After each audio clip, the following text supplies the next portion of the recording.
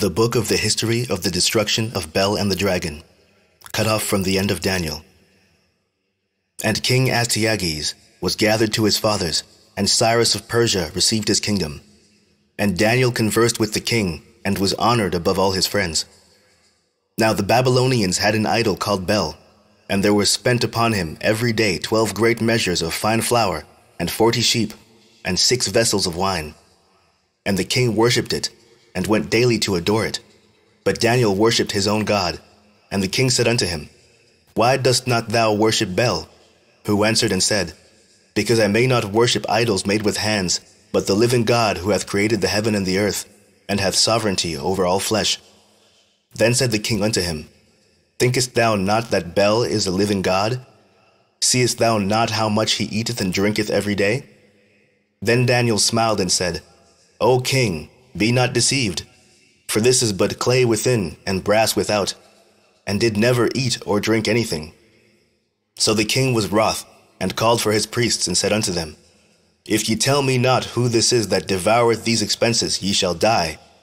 But if ye can certify me that Bel devoureth them, then Daniel shall die, for he hath spoken blasphemy against Bel. And Daniel said unto the king, Let it be according to thy word. Now the priests of Bel were 70, besides their wives and children. And the king went with Daniel into the temple of Bel. So Bel's priests said, Lo, we go out. But thou, O king, set on the meat, and make ready the wine, and shut the door fast, and seal it with thy own signet. And tomorrow, when thou comest in, if thou findest not that Bel hath eaten up all, we will suffer death, or else Daniel that speaketh falsely against us. And they little regarded it.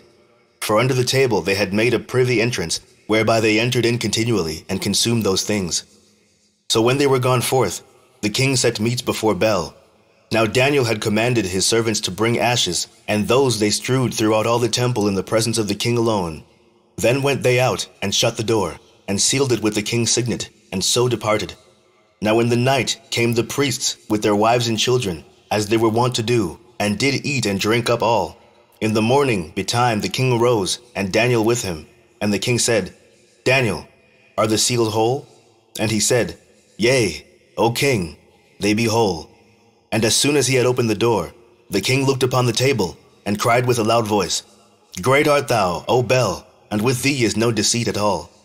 Then laughed Daniel, and held the king that he should not go in, and said, Behold now the pavement, and mark well whose footsteps are these. And the king said, I see the footsteps of men, women, and children. And then the king was angry, and took the priests with their wives and children, who showed him the privy doors where they came in, and consumed such things as were upon the table. Therefore the king slew them, and delivered Bel into Daniel's power, who destroyed him in his temple.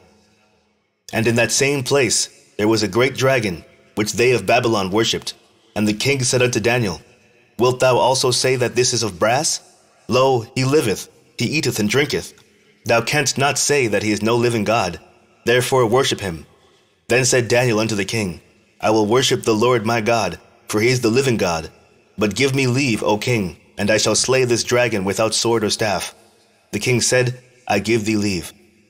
Then Daniel took pitch, fat, and hair, and did seethe them together, and made lumps thereof. This he put in the dragon's mouth, and so the dragon burst in sunder. And Daniel said, Lo, these are the gods you worship. When they of Babylon heard that, they took great indignation, and conspired against the king, saying, The king is become a Jew, and he hath destroyed Bel, he hath slain the dragon, and put the priests to death.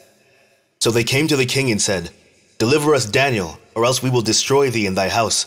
Now when the king saw that they pressed him sore, being constrained he delivered Daniel unto them, who cast him in the lions' den, where he was 6 days.